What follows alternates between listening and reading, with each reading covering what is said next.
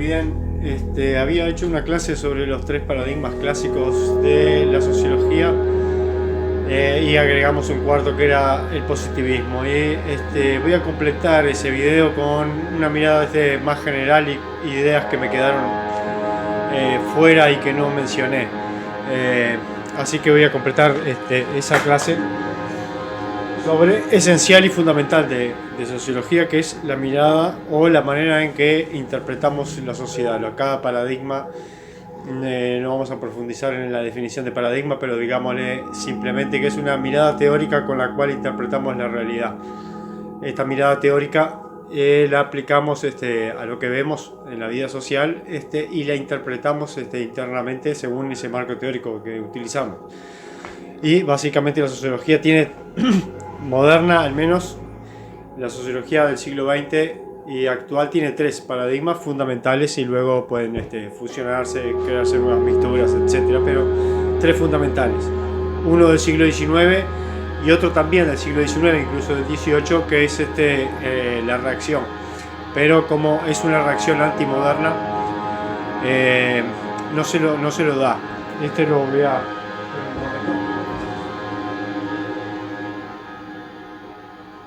Decía que el paradigma de la reacción, bueno, es un paradigma reaccionario contrario a la modernidad. Y como no entra en la modernidad, queda por fuera. En la historia del pensamiento social siempre es importante estudiarlo, pero no es un paradigma fundamental de la sociología. Hay pocos pensadores modernos reaccionarios que escriban sobre ese paradigma, ¿no? Pero no lo hice en el video anterior, pero también hay que tenerlo en cuenta, que muchos podemos adoptar el pensamiento reaccionario si quisiéramos, no necesariamente algunos de los 3 paradigmas clásicos de sociología.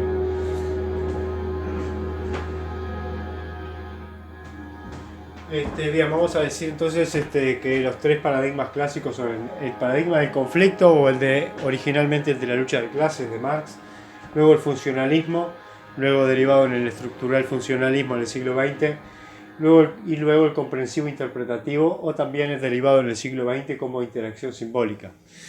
Y luego los 3 tienen 3 representantes que son los 3 padres de la sociología, al menos en Francia y en Uruguay y en Argentina, que son Marx, Durkheim y Weber, los 3 grandes, los 3 grandes de la sociología, los 3 fundamentales de la sociología. Y a Weber le agregamos Simmel porque tiene mucha importancia para entender este paradigma, mucho más que Weber.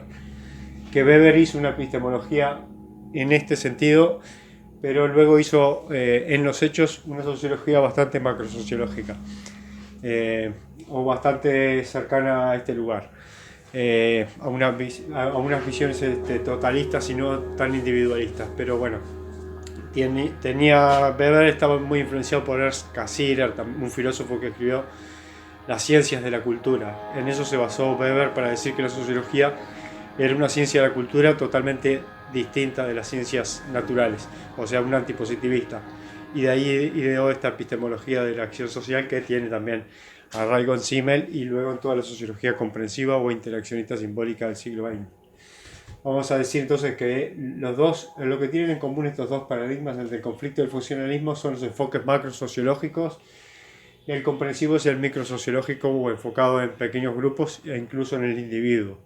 Y los macrosociológicos, bueno, son los enfoques que parten de la sociedad, de los grandes procesos históricos. Entonces son macrosociológicos. Para Marx, el individuo es solamente un engranaje dentro de un sistema dentro de la historia. Igual que para Durkheim, también el individuo es un engranaje dentro de la organización social. Para Weber y Simmel, el individuo es un constructor de la sociedad. Y ahí viene la construcción social de la realidad, por ejemplo, que se imbrica perfectamente en este paradigma. Luego podemos decir que una visión evidentemente es holista e individualista. O sea, holista mira la totalidad de la sociedad, e individualista que se fija entonces en lo que ya estuvimos hablando, en lo microsociológico. También podemos caracterizar el paradigma del conflicto como un paradigma crítico. De acá viene también toda la sociología crítica y filosofía crítica del conflicto, crítico del conflicto. Considera que en las sociedades viven en conflicto y además es crítico de esa sociedad. Para el funcionalismo, el funcionalismo tiene un paradigma no crítico de la sociedad y a su vez no crítico del orden, o sea que acepta el orden social como algo que impera en la sociedad, impera el orden, no el conflicto. El conflicto vendría a ser algo circunstancial o disfuncional, algo no deseado, el desorden. Entonces es no crítico del orden. Y el comprensivo interpretativo, esto lo acerca acá y acá, de alguna manera, es no crítico del conflicto. O sea que acepta que la sociedad no está basada en el orden, sino también en el conflicto. Este paradigma y todos sus autores. Pero a su vez no es como el marxismo, que es crítico. No es crítico. Lo vemos en Weber y Simmel, que aceptan la realidad de una manera pesimista. Y luego también lo vemos en los autores del siglo XX, que aceptan la realidad, no son críticos. Aunque no les guste, ¿no? Y bueno, luego también al ser no crítico, evidentemente lo que buscan es comprender e interpretar la realidad social. Comprender e interpretar la realidad social, opuesto a lo que busca el paradigma funcionalista, que es explicar los mecanismos de la sociedad, los mecanismos de la organización social, y lo que busca el paradigma del conflicto y todas las escuelas derivadas del marxismo es transformar y cambiar siempre. Entonces un paradigma quiere transformar y cambiar la sociedad, otra quiere explicarla de una manera como lo hacen las ciencias naturales, acerca de el comportamiento de los animales en zoología o del movimiento de los astros en astronomía. Quiere explicar la sociedad de esa manera, explicarla. Y el paradigma comprensivo interpretativo busca entonces comprenderla o tratar de interpretarla, porque vivimos en una interacción simbólica y lo que tenemos que hacer es interpretar qué sienten las personas y los grupos en una sociedad. Cómo ven la sociedad o cómo la perciben, hay que comprenderla e interpretarla. Este enfoque entonces es subjetivista, es una visión subjetivista de la acción social, que sería el objeto de estudio de la sociología para este paradigma, la acción social o la interacción recíproca según Simmel, la visión subjetiva de la acción social. El funcionalismo tiene una visión objetiva de los hechos sociales tratados como cosas, decía Durkheim, o sea que tratados como si fueran realmente elementos materiales del universo, a la par de las ciencias naturales. La gravedad existe, es una cosa. En el mundo social también las normas existen y son una cosa, la sanción existe y son una cosa. Entonces tiene una visión objetivista. Y también es algo que lo emparenta con Marx, es también otra visión objetivista. Marx también tiene una visión objetivista de los conflictos, no subjetivista, sino que realmente los conflictos se dan en la historia de una manera independiente de cómo se perciban, o sea, se dan, son efectivos. Por eso es objetivista, no mira la visión subjetivista. Si Marx encontrara un grupo social de trabajadores que no siente la explotación o no considera que hay una plusvalía generada por su trabajo y que están trabajando para el jefe o el dueño de los medios de producción, para beneficiarse a ambos, Marx no diría eso está muy bien, es una interpretación y tomemos en cuenta esa interpretación. No, Marx diría no han tomado conciencia de clase o no han tomado conciencia del motor de la historia, que es la lucha de clases. Por eso tiene una visión subjetivista por encima de los individuos, contraria entonces a cualquier visión constructivista, ¿no? Así que vamos a dar un poco de perfil a esto. Vamos a decir que el paradigma del conflicto considera que un grupo tiene poder para hacer cumplir las normas. Un grupo tiene poder para hacer cumplir las normas.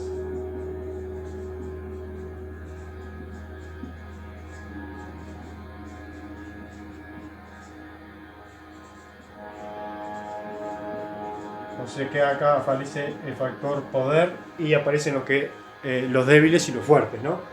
Este factor poder, por ejemplo, lo criticaba Talcott Parsons, como no analiza el factor poder, porque se para en otro lugar. Para él el poder sería algo disfuncional, si tenés que recurrir al poder. Porque lo que busca es esto, lo que entiende él es que la sociedad funciona por armonía, por un equilibrio. Entonces el poder es una interferencia a que la sociedad se desenvuelva de una manera funcional. Sería algo similar a que pongamos que en un motor de un automóvil alguien tuviera poder sobre otro. Parson diría que no hay poder, que hay funciones. Y luego tenemos la visión contraria a esta es la del funcionalismo, que considera que en la sociedad hay un consenso en torno a valores y normas, en torno a normas y valores.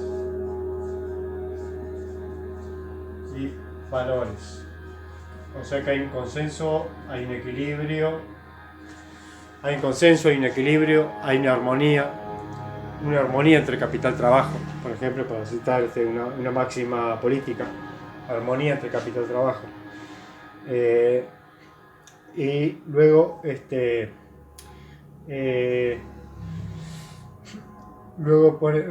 vamos a decir que para el paradigma del conflicto, los grupos subalternos no se unen. Esto no sé por qué lo escribí. Bueno, considero que hay grupos que son subalternos, ¿no? Pero ¿por qué escribí que los grupos subalternos no se unen? Vamos a pasarlo eso. No recuerdo, esto lo saqué de alguna bibliografía y no recuerdo por qué no lo entiendo esa frase. Los grupos subalternos no se unen. Bueno, se centran en las partes. Vamos a poner este paradigma, se centra en las partes.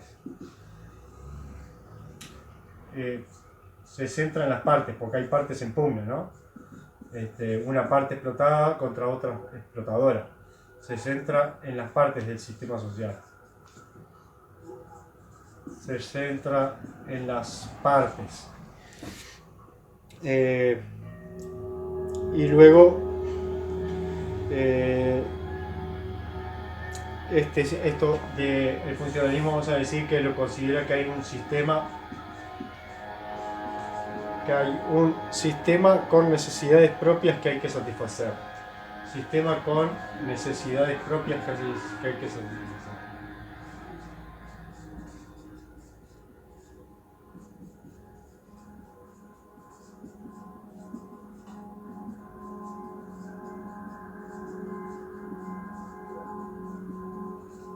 Y entonces, bueno, tenemos que satisfacer esas necesidades propias uniéndonos, no dividiéndonos en partes, sino uniéndonos, trabajando conjuntamente, tanto el explotado como el explotador, desde esta visión. Para ellos no hay explotados ni explotadores, pero sería el que está arriba y está abajo, están formando un sistema en el que tienen que satisfacer las necesidades para poder sobrevivir.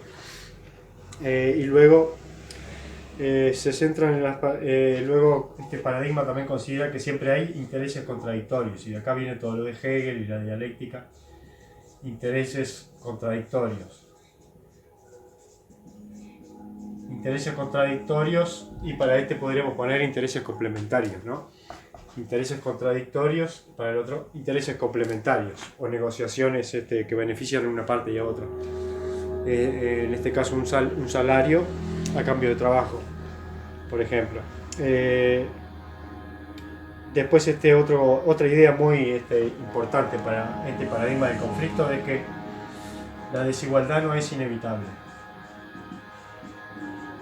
La desigualdad no es inevitable.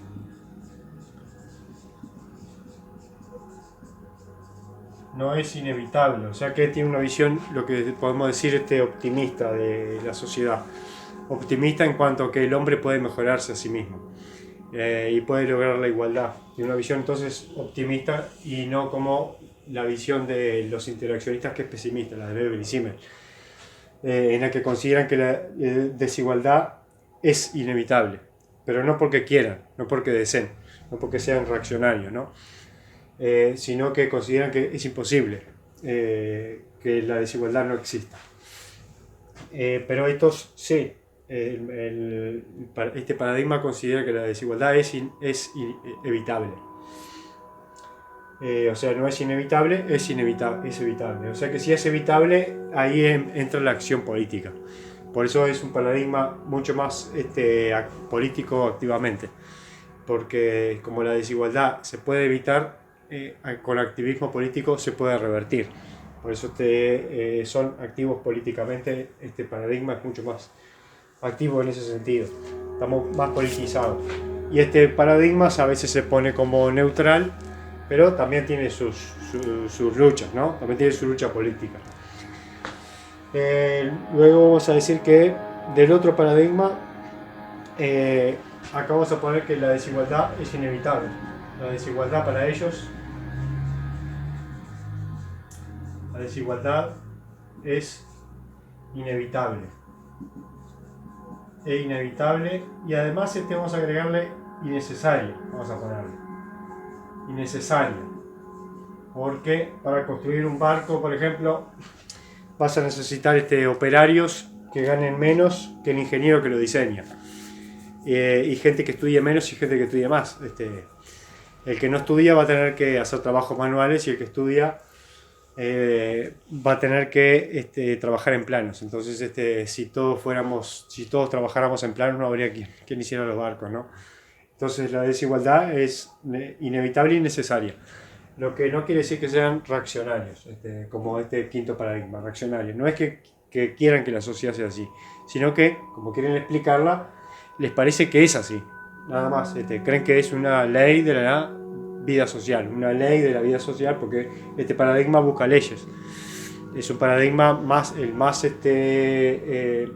heredero del positivismo, entonces busca leyes. Pero bueno, se puede después, lo había dicho en el otro video, podés convertir esto en una frase reaccionaria y fascista, pero no es el objetivo de Durkheim ni de todos los estructural funcionalistas hacer eso. Después estos tienen también una desconfianza de la naturaleza humana. Desconfianza de la naturaleza humana.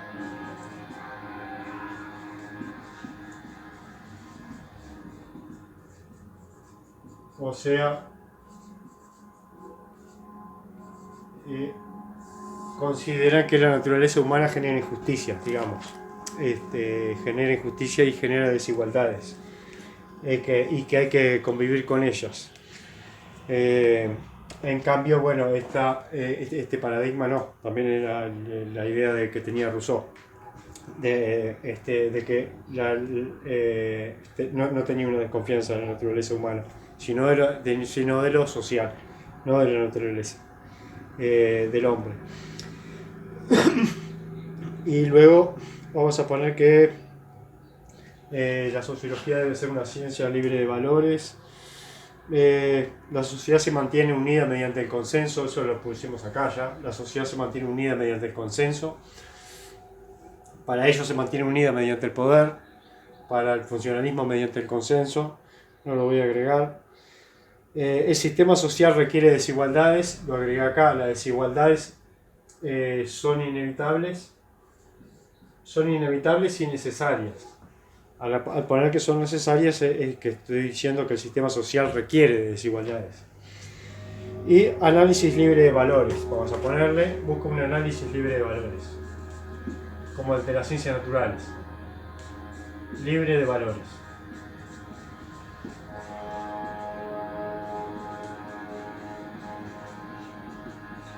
Análisis libre de valores. No me importa qué sociedad quiero, la describo y la explico. Ese es el punto de vista. O sea, tiene un gran arraigo para hacer una sociología científica. La sociología, todo lo que podemos decir que hay escrito sobre sociología científica, más allá de que estos también se consideren científicos y yo también, la sociología científica que se lee hoy día está en este paradigma, ¿no? Requiere procesos restrictivos también, requiere represión. El funcionalismo considera que se requieren castigos o procesos restrictivos.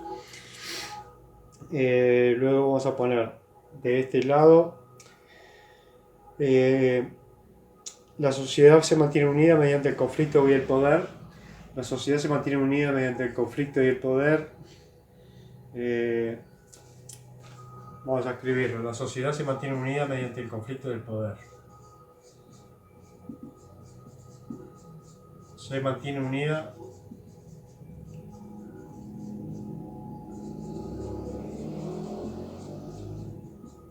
mediante el conflicto y el poder.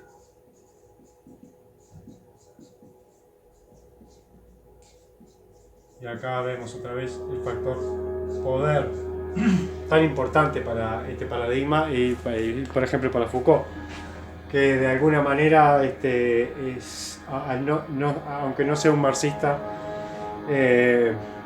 igualmente está en este paradigma. Luego desconfían de las instituciones sociales, pero no del hombre. Entonces ellos, este paradigma, no tiene una desconfianza en la naturaleza, desconfía de las instituciones. Desconfía de las instituciones.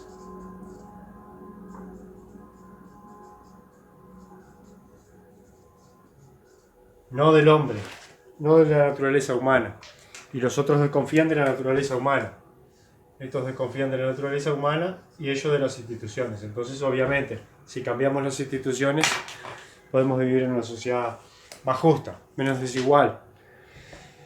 Y bueno, el análisis libre de valores, en este caso, podemos decir que no, que los valores son precisos. En este caso, valores ideológicos o políticos son precisos para interpretar la realidad.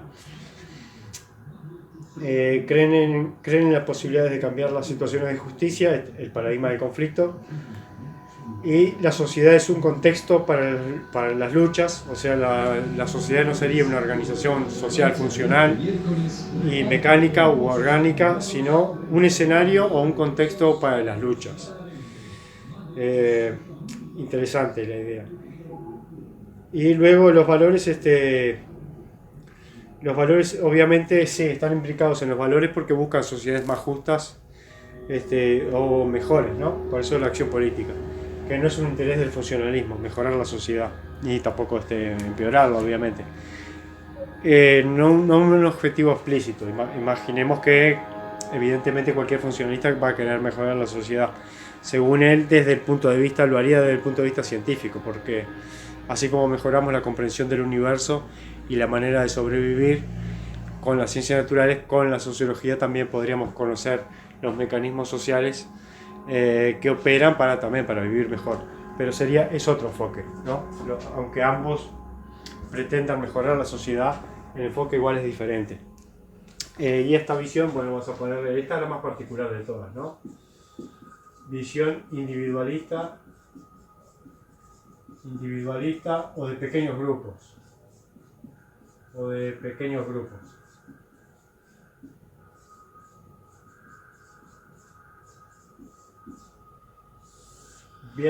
Ellos ven la sociedad de abajo hacia arriba, desde el individuo hacia la sociedad y no de la sociedad al individuo.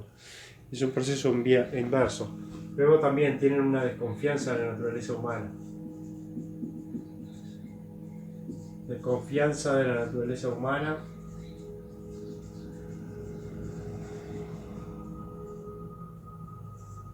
O sea que la naturaleza humana puede ser como la del resto de los animales. Salvaje. Puede ser salvaje, donde el más fuerte se impone. Puede tener el instinto dañino, incluso mayor el ser humano por el efecto social que tiene, ¿no? Que es muchísimo más dañino que los animales. Las desigualdades son inevitables, también consideran ellos. Desigualdades son inevitables.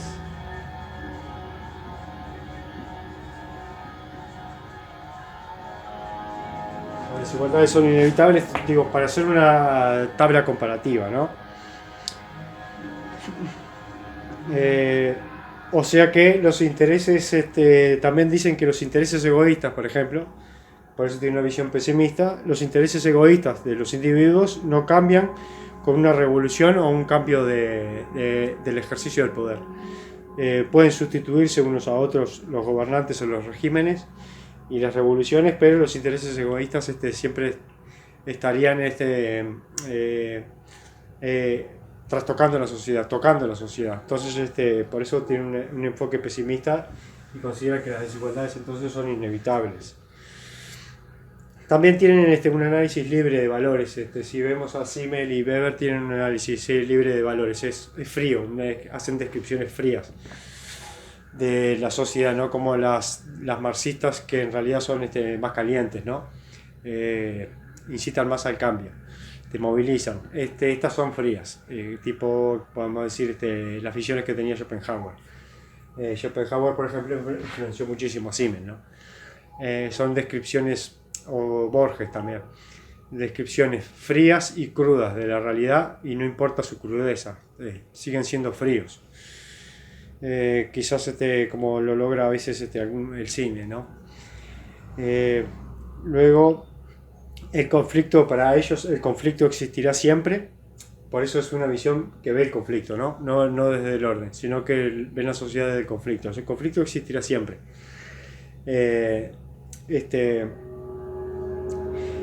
Por eso rechazan una sociedad justa o igualitaria, no creen que pueda existir.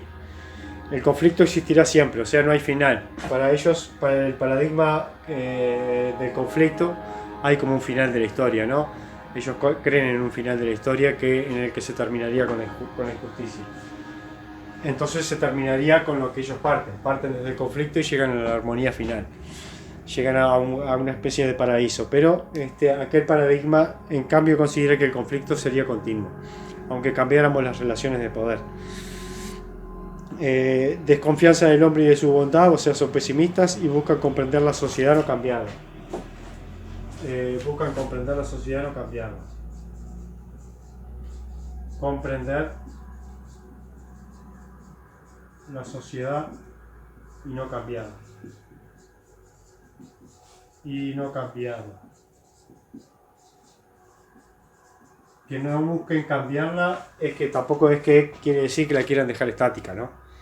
Pero que en sus análisis no buscan cambiarla. Todos los estudios pesimistas de Weber sobre los crecientes procesos de racionalización en la modernidad no buscan cambiar esos procesos. El que buscaría cambiar ese proceso es un reaccionario que quisiera destruir el mundo moderno para volver hacia atrás.